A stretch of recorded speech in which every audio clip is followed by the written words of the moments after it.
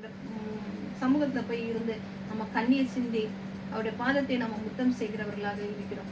இப்போ இயேசு கிறிஸ்து பொது இடத்துல நம்ம வந்து இயேசு கிறிஸ்துவ பொது இடங்களில நம்ம மகிமைப்படுத்தணும்னா ஒரு விசேஷத்தை என்ன வேணும்? தைரியம் வேணும். சில இடங்களெல்லாம் அவரை பறித்து நம்ம என்ன செய்ய முடியாது, பிரசங்கிக்க முடியாது, சொல்ல முடியாது.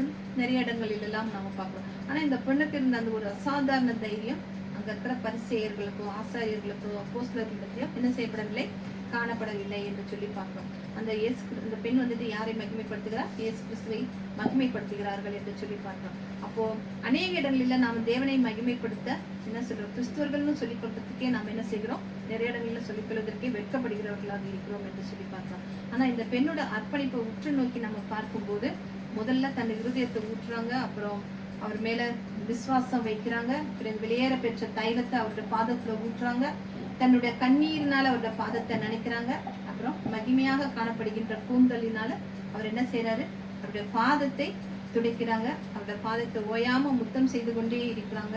ஆண்டவர் அந்த பண்ண பார்த்து என்ன சொல்றாரு, இவ்வளவும் செஞ்ச பிற்பாடு அவர் என்ன செய்கிறார், என்ன சொல்கிறார், இயேசு கிறிஸ்து, உன் பாவங்கள் உனக்கு மன்னிக்கப்பட்டது, நீ சமாதானத்தோட போ அப்படின்னு அவர் என்ன செய்கிறாரு, உன் விசுவாசம் உன்னை ரட்சித்ததுன்னு சொல்றாரு.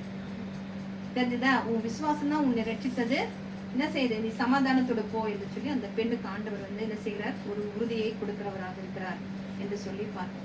அப்ப அந்த பாவியான ஸ்திரீயின் இடத்துல காணப்பட்ட அந்த பிரதிஷ்டை, அந்த அர்ப்பணம், அவங்களுக்கு இருந்த அந்த அசாதாரண தைரியம் நம்மள எத்தனை பேர்கிட்ட காணப்படுகிறதாக இருக்கிறது என்று நாமே ஆராய்ந்து பார்க்க வேண்டும். அப்போ பிரதிஷ்டை இல்லாத ஒரு ஜீவியம் அது ஒரு மாயையான ஒரு ஜீவியம், பொய்யான ஒரு வாழ்க்கை, நாமே ஏமாற்றிக் கொள்கிற தேவ பக்தியினுடைய நிறைய பேர் என்ன செய்றாங்க, தேவ பக்தியோட வேஷம் போட்டுதான் இன்னைக்கு நிறைய பேர் என்ன செய்கிறவர்களாக இருக்கிறார்கள், மக்களை ஏமாற்றி தாங்கள் வாழ்ந்து கொண்டிருக்கிறவர்களாக இருக்கிறார்கள் என்று சொல்லி பார்க்கிறோம். அவர்கள்கிட்ட பிரதிஷ்டை என்பதே இல்லை, இப்படிப்பட்ட காரியங்கள் எல்லாம் அவர்களுக்கு காணப்படவில்லை என்று சொல்லி பார்க்கிறோம். எபிசு சபையை பார்த்து என்ன சொல்றாரு, அந்த 7 சபைகள்ல ஒரு சபையை பார்த்து என்ன சொல்றாரு, என் நாமத்தின் நிமித்தம் நீ வந்து இலைப்படையாமல் பிரயாசப்பட்டதை அறிந்திருக்கிறேன், ஆனாலும் நீ என்ன செய்த, ஆதியில கொண்டிருந்த அன்பை விட்டாய் என்று உன் பேரில் எனக்கு குறை உண்டு என்று சொல்லி ஒரு எபிசு சபை கிட்ட ஆண்டவர் சொல்கிறது. 7 சபைகள்ல எபிசு சபை கிட்ட சொல்கிறத பார்க்கிறோம். அப்போ அர்ப்பணிப்பு நம்மள நம்ம அநேகருக்கு ரட்சிக்கப்பட்ட நாள்ல இருந்தது இப்பவும் இருக்கானா இல்ல, நிறைய பேருக்கு அப்போலாம் வந்து ரட்சிப்பு பெற்றுட்டோம், பரிசுத்தாவியை பெற்றுட்டோம், கொஞ்ச நாளைக்கு பாக்குறோம் ஒரே இதாவே தான் இருக்கும், அப்புறம் கொஞ்சம் கொஞ்சமா அது என்ன செய்து வரும், அப்படியே குறைஞ்சுக்கிட்டே வருகிறதாக இருக்கிறது என்று சொல்லி அப்போ நம்ம ஆராய்ந்து பார்க்கணும். என்னுடைய நான் பெற்ற பிரதிஷ்டை, நான் பெற்ற அபிஷேகம், என் தலையில அவர் தைலத்தை ஊற்றிருக்கிறாரு, அது இப்ப எப்படி இருக்குது, குறைந்து விட்டதா என்கிட்ட அப்படிங்கறத நம்ம என்ன செய்ய வேண்டும், நம்ம நாமே ஆராய்ந்து பார்க்க வேண்டும். அந்த அப்படி நம்ம குறைந்திருக்குமானா நம்ம என்ன செய்யணும், தேவனை நோக்கி பார்த்து அவரோடு உள்ள ஐக்கியத்தை நாம இன்னும் ஐக்கியமாக சேரும்போது அவருடைய நேசப்பொடி நம்மே பறக்கிறதாக இருக்கும் என்று சொல்லி பார்த்தோம். அப்போ பிரதிஷ்டையை புதுப்பிக்க இன்றைக்கு நம்ம என்ன செய்ய வேண்டும், எல்லாருமே வந்து ஒரு தீர்மானம் எடுக்க வேண்டும் என்று சொல்லி நம்ம பார்ப்போம். அல்லேலூயா. அப்போ நம்முடைய இந்த நாளிலும் எதை பார்த்தோம், பிரதிஷ்டையை நம்ம பார்த்தோம் என்று சொல்லி நம்ம பார்க்கிறோம். ஒரு நிமிஷம்.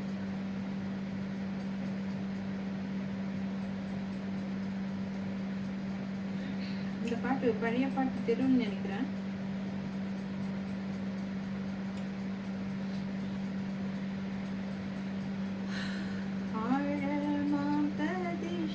செய்து கொண்டு தோழராமேசுவில் சார்ந்து கொண்டு வாழான லோகத்தை தள்ளி விட்டு வாழவே செல்கிறேன் மோட்ச வீட்டில், பிரதிஷ்டையை நான் புதுப்பிக்கிறேன், கிறிஸ்தேசுவில் தினம் ஜீவிக்கவே, பிரதிஷ்டையின் ஆழம் சிலுவை தானே, இயேசுவை பின் செல்லுவேன், ஈலோக இன்பங்கள் ஒன்றும் வேண்டாம், மேலோக இன்பமே என் வாஞ்சையாம், ஈலோகில் என் காலம் பறந்திடுமே, மேலோகில் பொற்காலம் வாழ்ந்திடவே, பிரதிஷ்டையை நான் புதுப்பிக்கிறேன், கிறிஸ்தேசுவில் தினம் ஜீவிக்கவே, பிரதிஷ்டை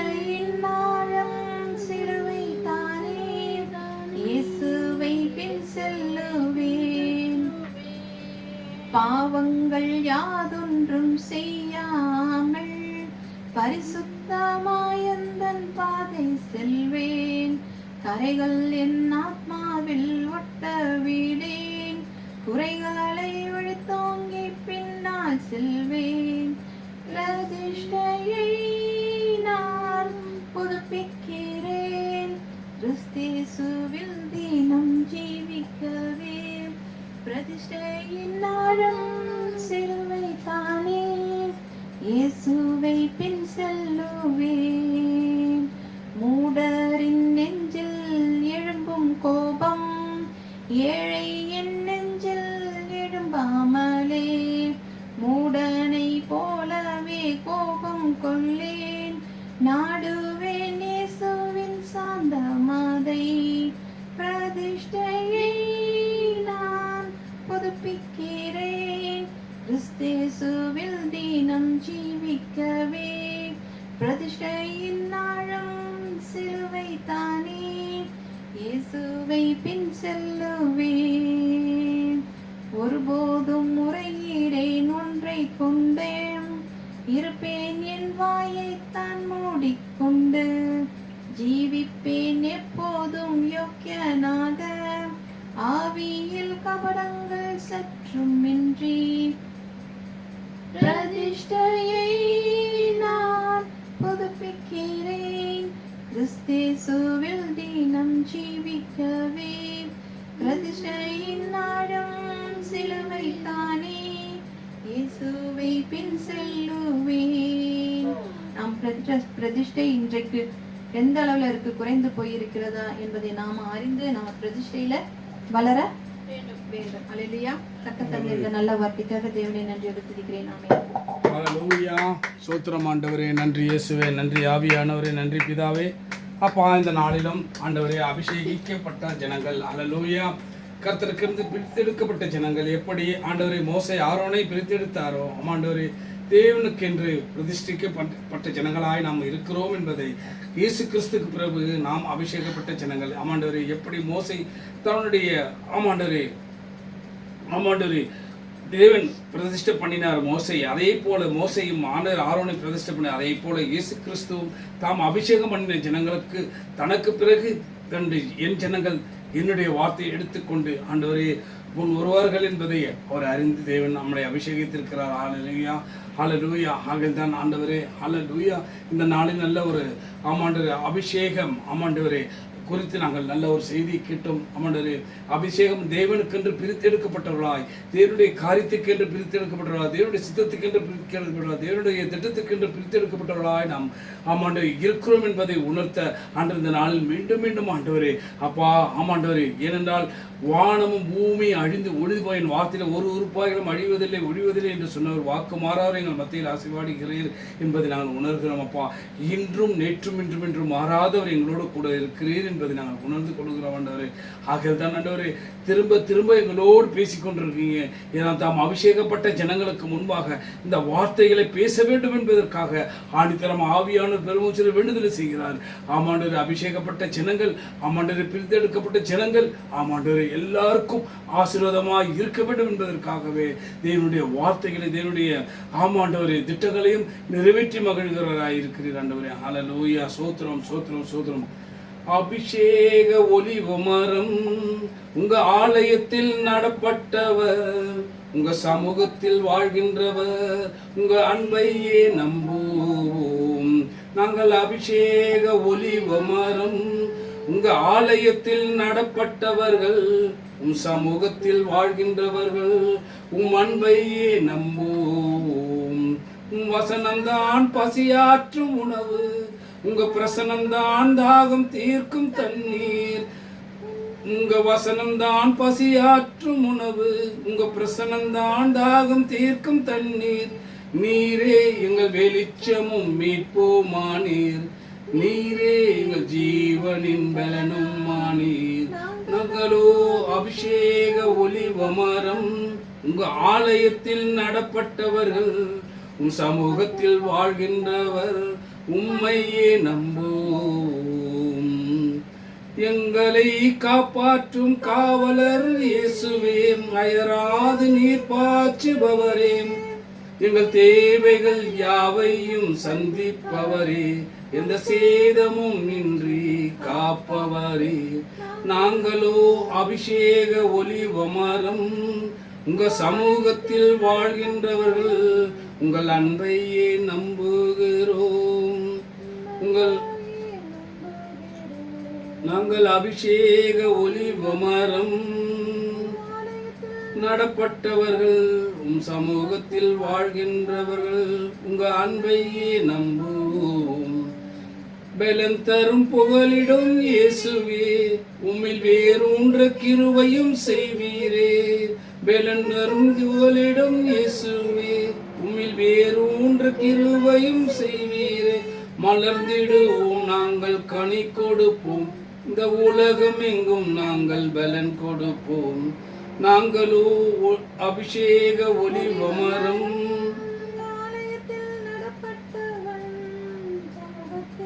வாழ்கின்றவர் அன்பையே நம்புவோம். ஆமென் ஆண்டவரே. அகல்தானவரே, நல்ல சமாரியன் இயேசு எங்களை தேடி வந்தாரே. நல்ல சமாரியன் இயேசு எங்களை தேடி வந்தாரே. அனைத்து அருகில் வந்தாரே, மனது உருகினாரே. நல்ல சமாரியன் இயேசு எங்களை தேடி வந்தாரே. ரசத்தை வார்த்தாரே, ரட்சிப்பை தந்தாரே. எண்ணெயை வார்த்தாரே, அபிஷேகம் செய்தாரே. நல்ல சமாரியன் இயேசு எங்களை தேடி வந்தாரே. சபையில் சேர்த்தாரே, வசனத்தால் காத்தாரே. காயம் கட்டினாரே, தோளில் சுமந்தாரே. நல்ல சமாரியன் இயேசு எங்களை தேடி வந்தாரே. எங்களை கண்டாரே, அணைத்து கொண்டாரே. அருகில் வந்தாரே, மனது உருகினாரே. நல்ல சமாரியன் இயேசு என்னை தேடி வந்தாரே. ஆமென். ஆகல்தான் எங்களுக்கு ஒரு நிச்சயம் உண்டு, முடிவு உண்டு. மீண்டும் வருவாரே, அழைத்து செல்வாரே.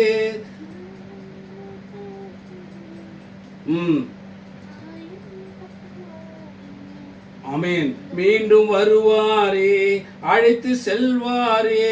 ராஜ்யத்தில் சேர்ப்பாரே, மகிழ்ந்து களி கூர்வாரே. நல்ல சமாரியன் இயேசு தேடி வந்தாரே. ஆமென். நம்மை தேடி வந்த தெய்வம், நம்மை கைவிடாத தெய்வம், ஒரே தெய்வம், கர்த்தராகிய இயேசு கிறிஸ்து. கர்த்தராகிய இயேசு கிறிஸ்து விசுவாசி, அப்பொழுது நீயும் உன் வீட்டாரும் ரட்சிக்கப்படுவீர்கள். ஹல்லேலூயா. மீட்கப்படுவீர்கள், விடுதலையாகுவீர், சுகம் பெறுவீர், பலம் கொள்வீர், திடம் கொள்வீர், நம்பிக்கை கொள்வீர். அவளுக்குள்ள நீங்கள் ஒரு மனமாற்றம் அடைவீர்கள். ஹல்லேலூயா. கர்த்தராகிய சொந்த ரட்சகராகிய இயேசு கிறிஸ்துவை விசுவாசி, அப்பொழுது நீயும் உன் வீட்டாரும் ரட்சிக்கப்படுவீர்கள். ஹல்லேலூயா. இதுதான் சத்தியம். சத்தியமே உங்களுக்கு நித்தியம், நித்தியமே உங்களுக்கு ஜீவன், ஜீவனே உங்களுக்கு பலன், பலனே உங்களுக்கு அரண், அரணே உங்களுக்கு கோட்டை, கோட்டையே உங்களுக்கு தஞ்சம், தஞ்சமே உங்களுக்கு அடைக்கலம், அடைக்கலமே உங்கள் ஆபத்து காலத்தில் அனுகூலமாக இருக்குது. தேவ பிள்ளைகளை, இந்த செய்தியை இந்த நாளில் கேட்டதற்காக கர்த்தரை சோத்தரிப்போம். இந்த நாளில் ஆவியான நம்ம மத்தியில் அசைவாடின அப்படினால் கர்த்தரை சோத்தரிப்போம். ஏனால் அபிஷேகம் பண்ணப்பட்டவர்கள், தேவனால் தெரிந்து கொள்ளப்பட்டவர்கள், ஒரு கொயவன் கையில் உள்ள ஒரு பாத்திரத்தை போல நம்ம அர்ப்பணிக்கும் பொழுது தேவன் நம்மளை அவருடைய ஆமாண்டோரே கணத்துக்குரிய பாத்திரமாய் நம்மளை மாற்றி விடுவார். ஹல்லேலூயா. ஹல்லேலூயா. நமக்குள்ள இருந்த களிமையில நீக்கி விடுவார். ஹல்லேலூயா. தேவன் நம்மளை பரிசுத்தப்படுத்தவே விரும்புகிறார். ஹல்லேலூயா. ஹல்லேலூயா. ஹல்லேலூயா. ஹல்லேலூயா. சுத்தமான பொன்னாக, சுத்தமான வெள்ளியாக, சுத்தமான ஆமாண்டவரே ஒரு பொருளாக, ஒரு பாத்திரமாக நம்மளை வணைய அவர் ஆயத்தமாக இருக்கிறார். நாம் நம்மை நாமளே அர்ப்பணிப்போம். நம்ம ஆவி ஆத்மா சரிகளத்தை நம்ம அவர் கர்த்தரிடத்தில் ஒப்பு கொடுப்போம். ஆண்டவரே, எங்களை நீர் ஆண்டு கொள்ளும். இதுவரை உலகம் ஆண்டது, இனி நீர் எங்களை ஆண்டு கொள்ளும். இனி எங்களால் இந்த உலகத்தை மேற்கொள்ள முடியாதப்பா. ஆகையால் நீர் எங்களை ஆண்டு கொள்ளும், நீர் எங்களோடு கூட இரும் என்று நாங்கள் ஜெபிக்கும் போது தேவன் நம்மளோடு கூட இருந்து செய்கிற காரியம் பயங்கரமா இருக்கும். அதனால தான் அவர் அவ்வப்பொழுது தேவ செய்திகளை கொடுத்து கொண்டே இருக்கிறார். தேவன் நம்மளோடு பேசிக்கொண்டே இருக்கிறார். அதற்காக கர்த்தரை ஸ்தோத்திரிப்போம். அதனால தான் தினமும் வேதத்தை வாசியுங்கள், வேதத்தில் அதிசயங்களை காணும்படி கண்களை திறந்துள்ளோம் என்று ஜெபியுங்கள். அல்லேலூயா. தேவன் நம்மளோடு பேசுவதை நம்ம கேட்க முடியும். ஏன்னா நாம் பேசுவதை தேவன் கேட்கிறார் என்பது நிச்சயத்தோடு இருக்கிறோம் அல்லவா. நாம் எதை கேட்டாலும் இயேசு கிறிஸ்து நாமத்தினால் பெற்றுக்கொள்கிறோம் என்ற விசுவாசத்தில் இருக்கிறோம் இல்லையா.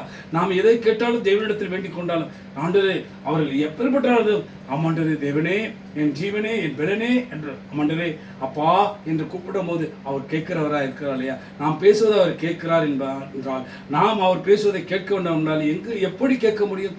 வேதத்தை வாசிக்க வேண்டும். அல்லேலூயா, அல்லேலூயா.